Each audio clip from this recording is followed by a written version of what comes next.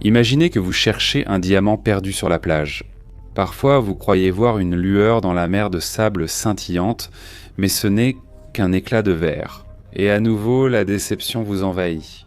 À votre avis, pourquoi dessinons-nous devant votre esprit de telles images étranges ? C'est exactement ainsi que l'on peut décrire les sentiments des astronomes qui tentent en vain de capter des signaux extraterrestres. Pendant des années, les scientifiques en scrutent intensément l'obscurité à travers les oculaires des télescopes, mais l'espace, traversé de météores, reste obstinément silencieux, dissimulant ses sombres secrets. Cependant, parfois, ce silence est interrompu par de rares signaux d'origine inconnue.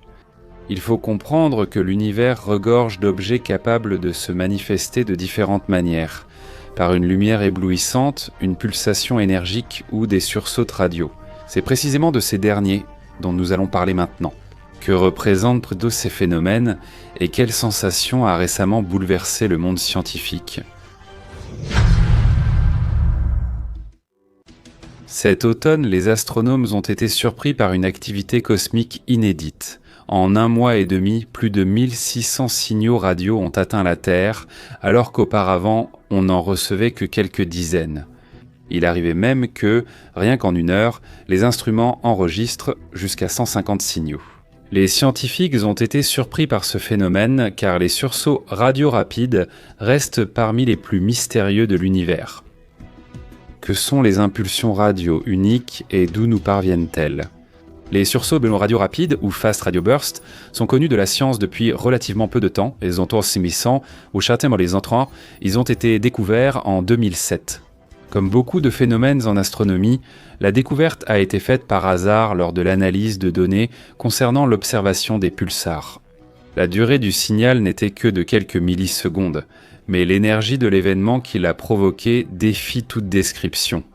Elle équivaut à la quantité d'énergie émise par notre étoile en plusieurs jours. Et tout cela en une fraction de seconde. Honnêtement, c'est difficile à croire. Pourtant, le signal radio a bien été enregistré, poussant les astronomes à l'étudier.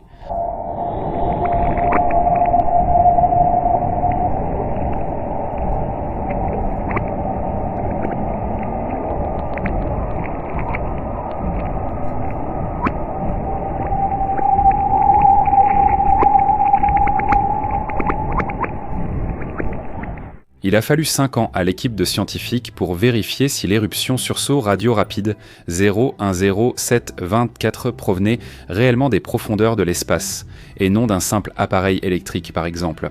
Ainsi, une analyse détaillée a montré que l'éruption radio, d'une durée de moins de 5 millisecondes, provenait des profondeurs d'une galaxie naine, le petit nuage de Magellan.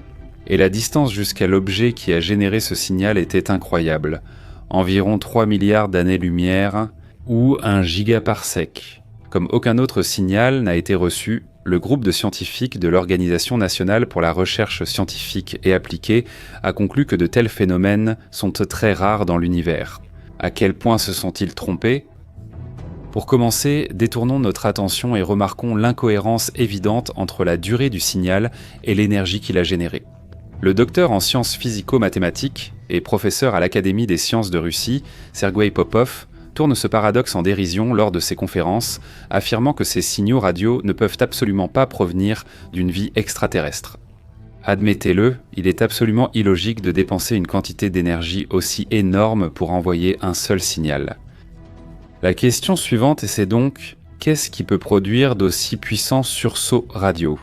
Pour y répondre, il convient de se rappeler les paroles de Sergueï Popov, qui rappelle que nous avons déjà rencontré un phénomène similaire lors de l'étude des sursauts gamma.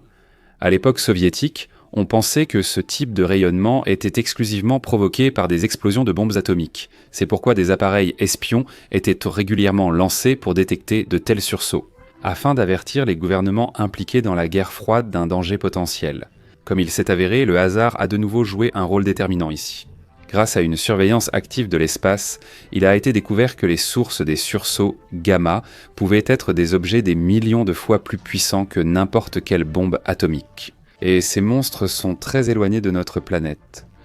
La révélation définitive n'est survenue qu'après 30 ans d'observations minutieuses.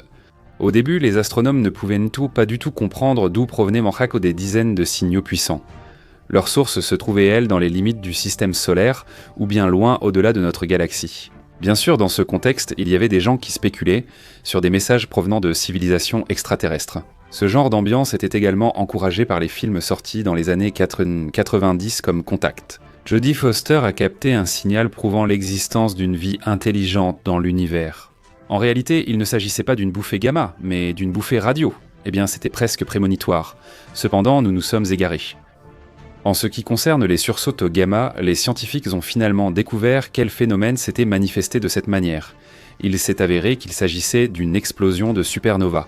Mais avec les sursauts radio, la situation n'est pas aussi réjouissante. Si l'on regarde attentivement le graphique représentant le premier signal radio d'origine inconnue, on peut en conclure que sa source se trouve très loin de la Terre. L'énergie à l'origine de cette impulsion équivaut à 10 milliards de fois la luminosité du Soleil en 1 milliseconde. Ce qui est intéressant, c'est de savoir comment une telle puissance a pu être contenue dans la gamme des ondes radio. Par exemple, les sursauts de gamma sont plus faciles à expliquer, car ils existent aussi sur Terre lors de détonations nucléaires. D'ailleurs, ils sont quasiment absents dans la gamme des ondes radio. Bien sûr, cela n'a pas rapproché la résolution du mystère de ces sursauts.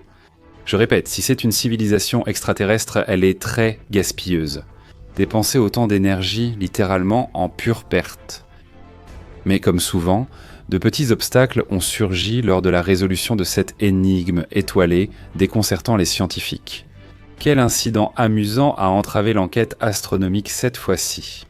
En réalité, à l'observatoire de Parkes en Nouvelle-Galles du Sud, Australie, des phénomènes inexpliqués ont été découverts un jour. Les instruments ont commencé à capter des signaux radio similaires avec une étrange régularité.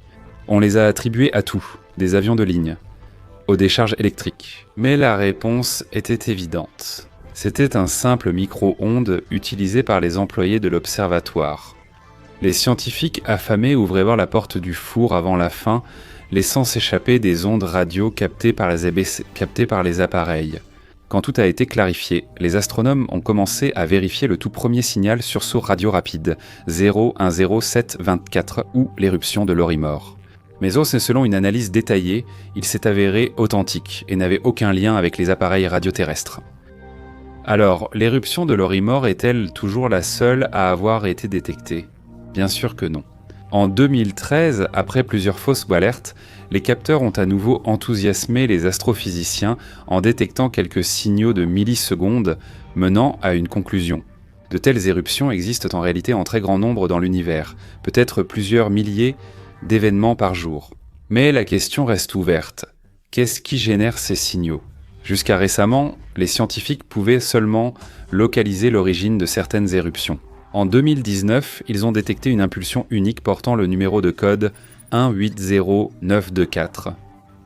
Il s'est avéré qu'elle provenait d'une galaxie lointaine dans la constellation de la Grue, située à 4 milliards d'années-lumière du Soleil. Mais en 2020, pour la première fois, une source ayant généré une explosion monstrueuse a été découverte. C'était une étoile à neutrons dotée d'un champ magnétique incroyablement puissant, située dans la constellation du Petit Renard, de la galaxie de la Voie lactée. À ce jour, les scientifiques n'ont rien d'encourageant à annoncer. Ils ignorent toujours la cause précise de ces puissants sursauts radio. De plus, il n'existe pas d'hypothèse scientifique unique, mais il y a plusieurs suppositions intéressantes. Il convient tout d'abord de mentionner l'hypothèse d'Avi Loeb, professeur au Centre d'astrophysique. Les scientifiques pensent que les sursauts radio pourraient être la conséquence de l'activité de certaines étoiles de notre galaxie. Une opinion alternative affirme que des sources extragalactiques sont responsables, par exemple certains événements exotiques, comme la collision d'étoiles à neutrons, la transformation d'un pulsar supermassif en trou noir ou les conséquences de l'activité des magnétars. Comme vous le voyez, il ne s'agit pas de civilisation extraterrestre. Mais il ne faut pas croire que les scientifiques n'ont rien fait durant ce temps. Nous pouvons désormais détecter des signaux d'une même source et capter plus souvent des sursauts radio.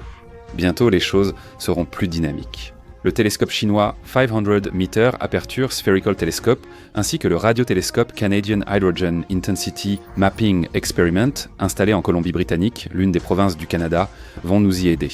Ce dernier est capable de scanner efficacement la voûte céleste et de détecter de nouvelles sursauts radio. Quant au télescope sphérique situé dans la province chinoise du Guizhou, il servira non seulement de capteur de signaux, mais permettra également d'étudier l'évolution de la matière noire et des galaxies lointaines, ainsi que de résoudre d'autres problèmes scientifiques. D'ailleurs, il y a encore quelques années, chacun pouvait participer à la recherche de signaux radio. Qu'est-ce qu'il fallait pour cela ?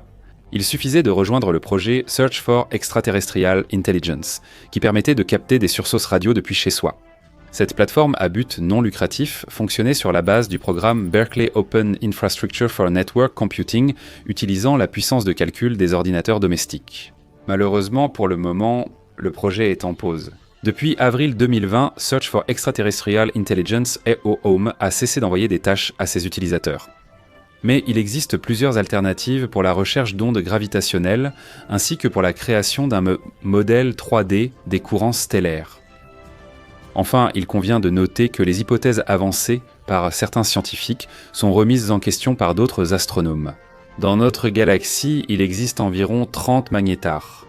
Mais pour une raison quelconque, les instruments n'ont encore jamais détecté quoi que ce soit ressemblant à des sursauts radio rapides provenant de ces sources. Il y a de quoi réfléchir, n'est-ce pas ?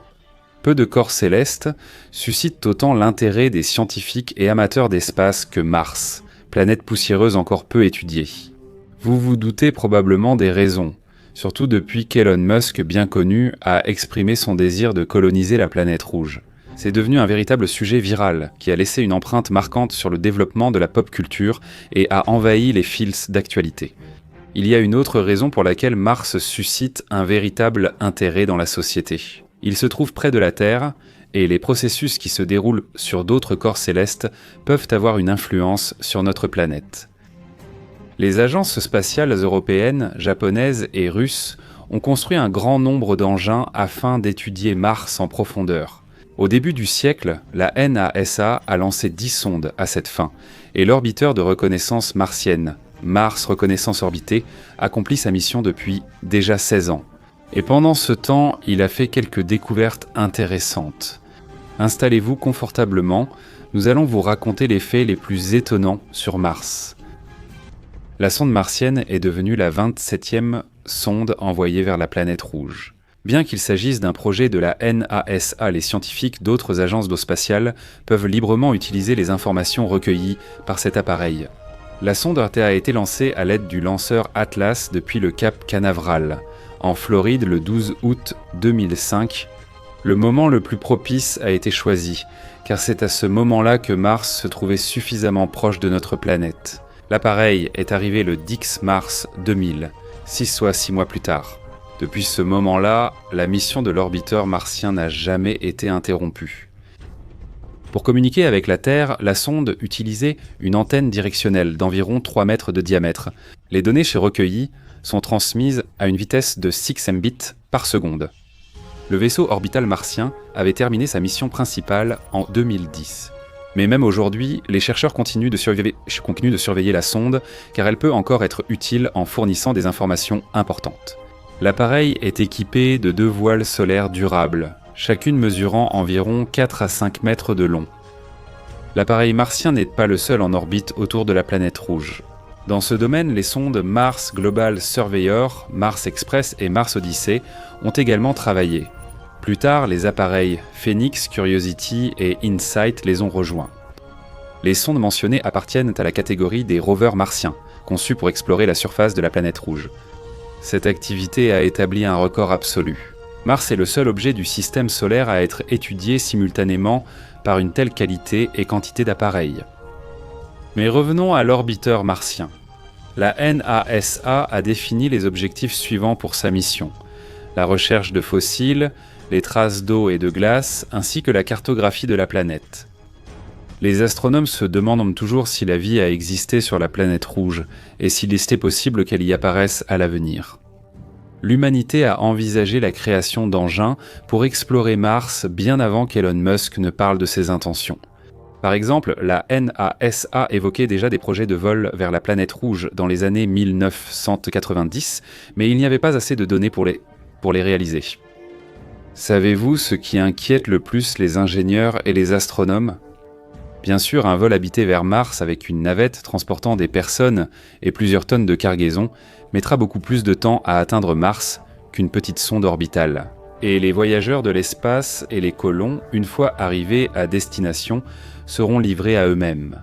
Comme on le sait, l'eau n'a pas encore été trouvée sur Mars, donc les humains devront survivre dans un désert rouillé aux conditions très difficiles. Résoudre ces problèmes est difficile, car acheminer de l'eau depuis la Terre reste complexe et coûteux. La seule solution pour le moment est d'installer des systèmes de recyclage permettant de purifier l'eau et de la réutiliser. Si pour une raison quelconque les premiers habitants de Mars ne parviennent pas à mettre en œuvre cette technologie, ils mourront en un temps record. Encore une fois sur la légendaire sonde de la NASA, pour découvrir ce qu'était réellement Mars, le Mars Reconnaissance Orbité s'est équipé d'une caméra haute résolution, environ 1 mètre par pixel. Ce gadget est plus avancé que ses prédécesseurs. Le relief martien diffère tellement de celui de la Terre que les experts peinent souvent à distinguer falaises de glace, falaises de poussiéreuses, glaces d'eau et autres formations. Cependant, lors de la mission de l'orbiteur martien, la situation s'est un peu améliorée. Désormais, les scientifiques disposent d'idées technologiques uniques qui favorisent entre de nouvelles découvertes étonnantes. La sonde devait d'abord sélectionner un site d'atterrissage pour le rover Curiosity. À cette époque, les astronomes disposaient de 12 options d'atterrissage sûres pour l'appareil. Mars Reconnaissance Orbité a d'abord examiné le canal Nili-Fossae et pris plusieurs images devenues la preuve possible de la présence passée d'eau dans la région. Par exemple, les minéraux argileux et carbonates révèlent un paysage fluvial. Mais la question principale reste ouverte pour les chercheurs de Mars. Existe-t-il des courants d'eau dans les profondeurs de la planète ? Ce n'est un secret pour personne que Mars nous apparaît comme un territoire poussiéreux, sec et désertique. Cependant, les scientifiques supposent qu'il y a des millions d'années, il y avait de l'eau, une atmosphère et peut-être même des êtres vivants sur la planète rouge. Ainsi, l'hypothèse selon laquelle du liquide aurait pu rester dans les couches profondes de Mars semble tout à fait probable. Il existe un autre danger qui attend les premiers colons martiens, les tempêtes à l'échelle planétaire. C'est précisément l'extrême aridité et les tempêtes de sable qui ont façonné le relief de Mars. Parfois, des tempêtes catastrophiques couvrent toute la surface de la planète rouge et la vitesse du vent de ces monstres poussiéreux atteint en moyenne 100 km/h. Les tempêtes de sable de Mars sont si puissantes qu'elles peuvent complètement changer l'apparence de la planète en très peu de temps. L'engin en orbite a pu obtenir des preuves claires de ce phénomène effrayant. Sur l'une des images prises le 28 mai 2018, Mars apparaît sous une forme familière pour les terriens. Mais un mois plus tard, le 1er juillet, la planète semble littéralement engloutie par des dunes de sable. En février 2008, la sonde mentionnée a pris encore une série de clichés sensationnels. À ce moment, les scientifiques se concentraient sur la calotte polaire nord de Mars. On supposait que de l'eau chaude pouvait se trouver sous la glace épaisse. Soudain, les capteurs du Mars Reconnaissance Orbité ont détecté d'importants mouvements du sol à l'emplacement d'une falaise de plus de 700 mètres. Il s'avère qu'une avalanche s'est déclenchée sur ces pentes. Un nuage de poussière s'est élevé à 200 mètres, rendant le sol meuble et stratifié à l'endroit de l'avalanche. Quelles sont les causes possibles de cet événement ? En fait, au printemps, le dioxyde de carbone contribue à l'augmentation de la température au pôle martien, ce qui fait que la glace se transforme en vapeur. C'est justement cela qui provoque l'apparition d'avalanches semblables à celle-ci. À cause des vapeurs de dioxyde de carbone, des motifs arachnéens uniques se forment. L'orbiteur martien a enregistré ce phénomène étrange. Les photos sont datées du 4 février 2009. Comme vous pouvez le voir, les cratères et les lignes apparus lors de la sortie de la vapeur ressemblent à une colonie de gigantesques tarentules. D'ailleurs, le processus de sublimation, c'est-à-dire le passage de la glace à l'état gazeux, contribue à la formation de la majeure partie du paysage martien. Et voici que la caméra de la sonde a capturé quelque chose d'effrayant. Un long et étroit tourbillon s'élève au-dessus de la surface de la planète. La photo a été prise le 16 février 2019. La sonde se trouvait à environ 300 km de la tornade martienne. Après une étude approfondie, il est clair que le tourbillon dépasse 800 mètres, soit une taille comparable au plus haut bâtiment actuel. Burj Khalifa à Dubaï.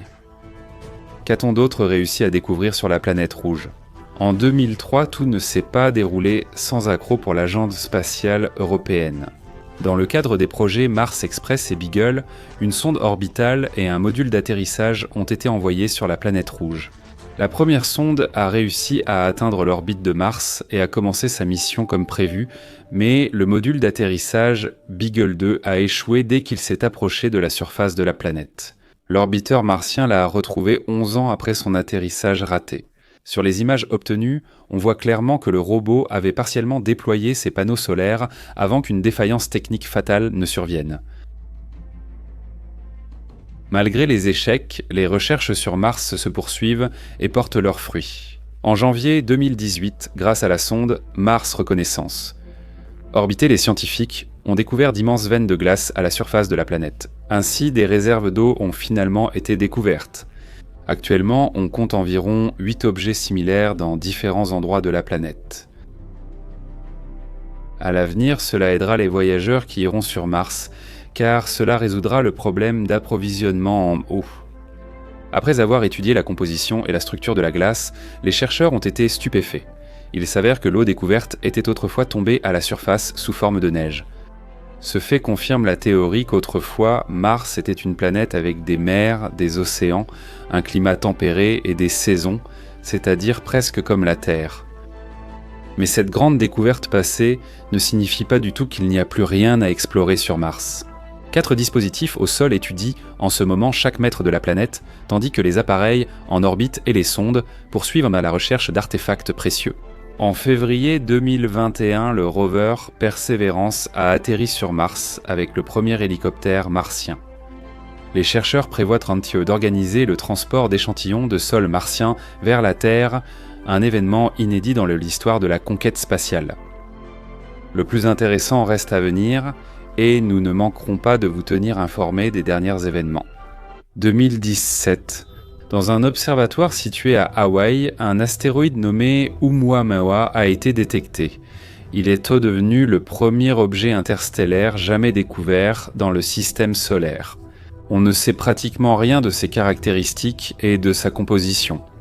Certains scientifiques affirment même que cet objet ne peut pas vraiment être qualifié d'astéroïde. Il existe une théorie selon laquelle Oumuamua serait en réalité un objet artificiel, créé et envoyé vers notre planète afin d'observer tout ce qui s'y passe. Pourquoi n'avons-nous pas de réponse claire à cette question ? En fait, les chercheurs ont remarqué Oumuamua lorsqu'il se trouvait à une distance de 33 millions de kilomètres de la Terre, c'est-à-dire au moment où l'objet avait en fait déjà quitté les limites du système solaire. Nous ignorons ce qui se passe dans l'espace et si quelqu'un peut nous observer ou enregistrer ce qui se passe sur Terre.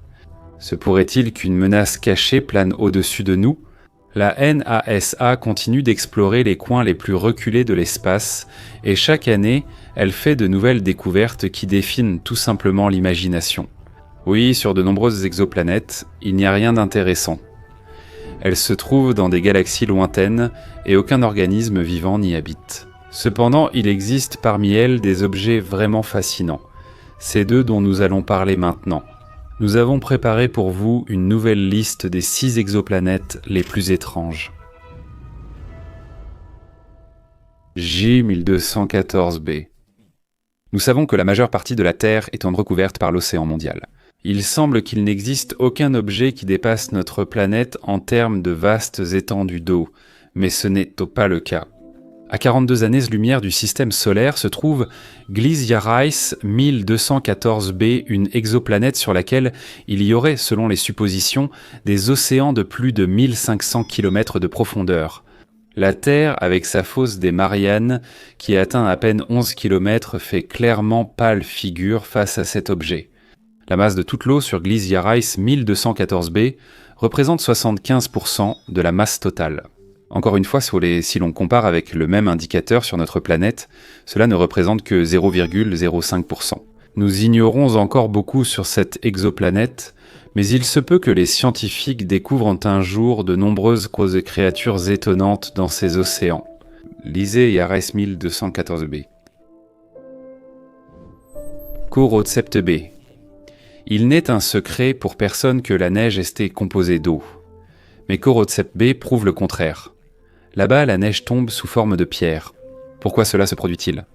Comme beaucoup d'objets similaires, cette exoplanète est en rotation synchrone par rapport à son étoile principale. La face tournée vers cette étoile se réchauffe à plus de 2000 degrés. Pendant ce temps, la surface plongée dans l'obscurité atteint moins 210 degrés Celsius.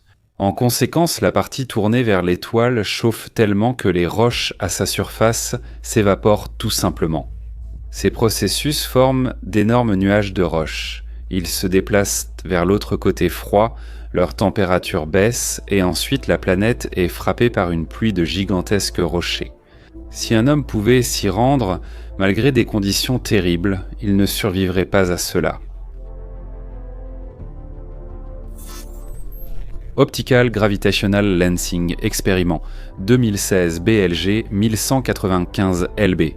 Cette exoplanète est la seule connue dans la constellation du Scorpion. Par ses principales caractéristiques, elle rappelle la planète hôte de la franchise Star Wars. Si l'on regarde de plus près, elle ressemble beaucoup à la Terre.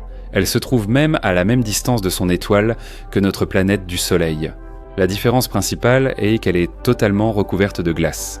De plus, l'étoile principale est supposément de très petite taille, surtout si on la compare au Soleil. C'est pourquoi il s'agit plutôt d'une naine ultraviolette, d'une naine froide ou d'une naine brune. À cause de cela, la vie y est impossible, même s'il y a une énorme couche de glace.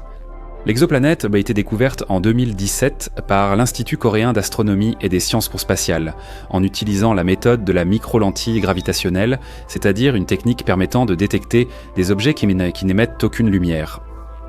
Des recherches ultérieures pourraient en bien enrichir les données sur Optical Gravitational Lensing Experiment 2016 BLG 1195 LB, avec encore plus de faits intéressants. Un grand nombre de faits intéressants. En 2020, elle a publié une image d'une planète qui est 4 fois plus grande que Jupiter. BJ 504BE s'est installée dans un système jeune, âgé d'environ 160 millions d'années, alors que le système solaire en a environ 4 milliards. BJ 504BE. On peut l'observer dans la constellation de la Vierge, mais ce n'est pas une particularité de l'exoplanète. Regardez l'image, s'il vous plaît. Il s'avère que cet objet cosmique a une teinte rosée prononcée. En effet, la NASA a précisé qu'au moment où la photo a été prise, ils utilisaient une optique infrarouge. Cette couleur sur la photo est due à la température de l'exoplanète.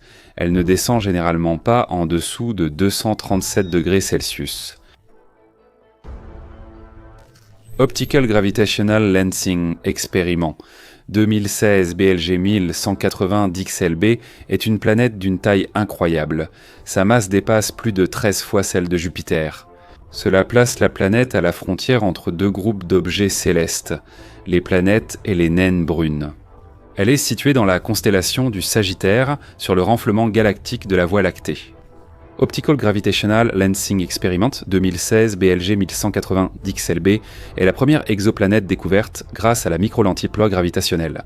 Pour cela, une lentille gravitationnelle, un corps massif dont le champ gravitationnel courbe la propagation du rayonnement comme une lentille la lumière, a été nécessaire.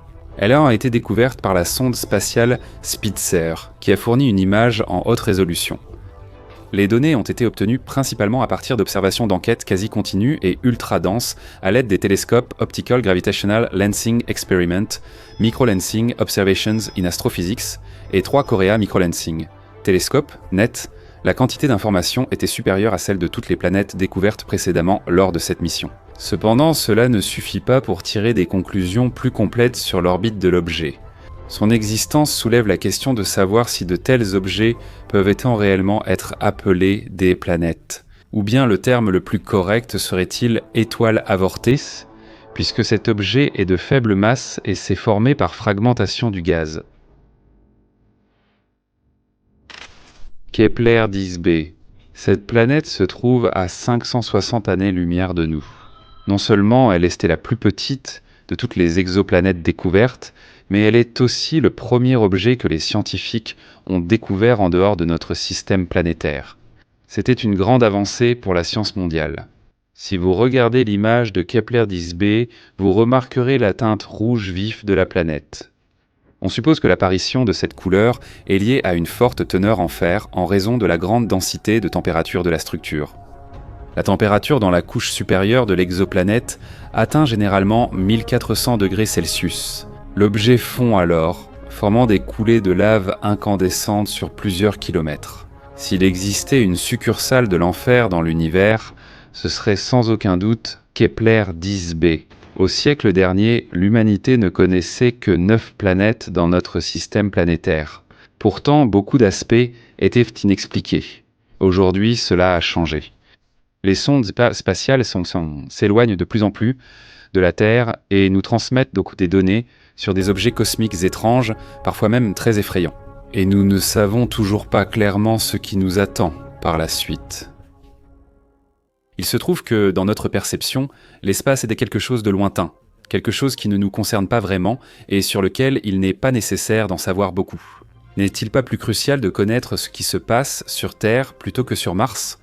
Nous ne nous intéressons qu'aux lois adoptées par le gouvernement et au taux du dollar. Qui a gagné l'Eurovision et à quel point le nombre d'immigrants aux États-Unis a augmenté.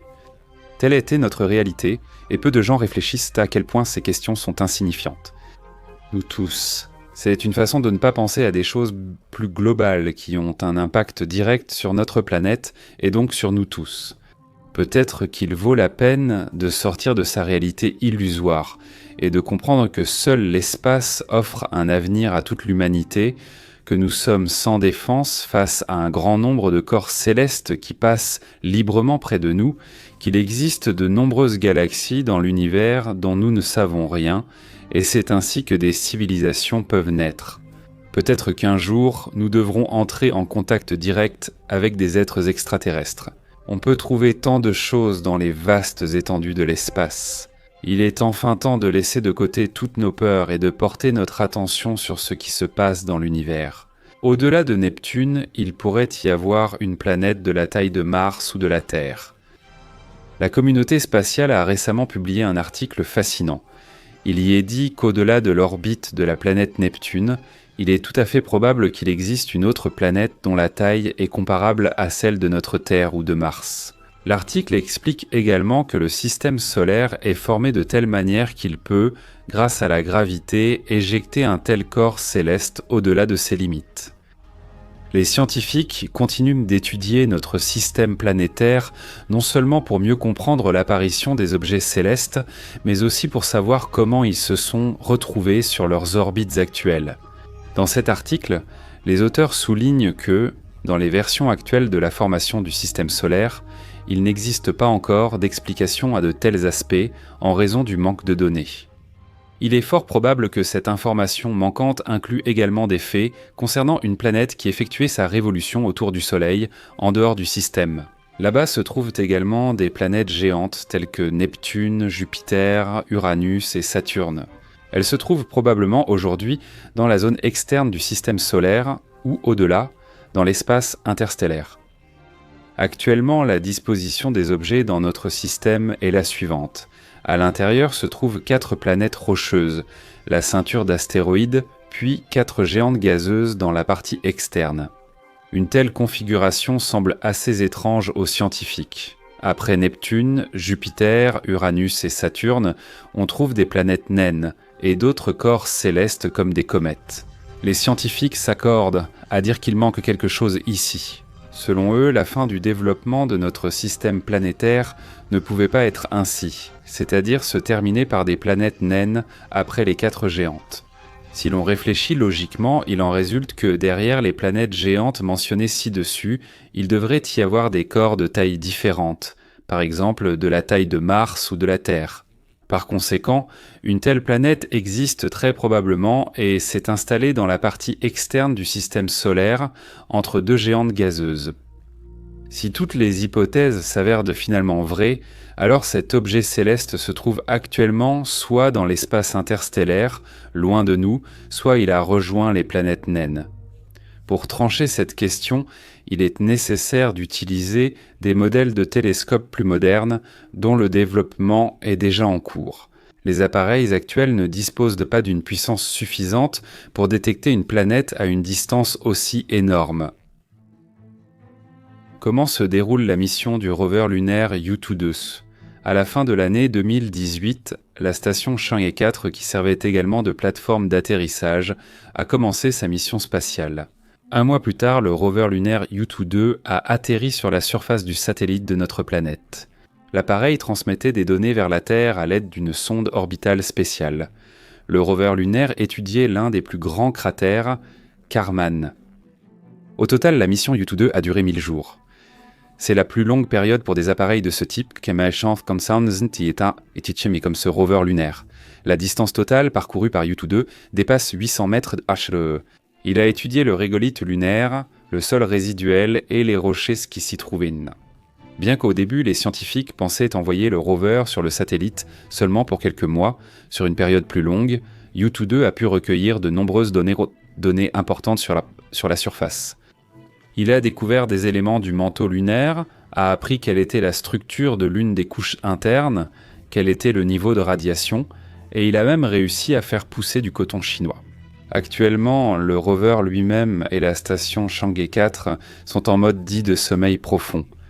Bientôt, ils pourront reprendre leur travail.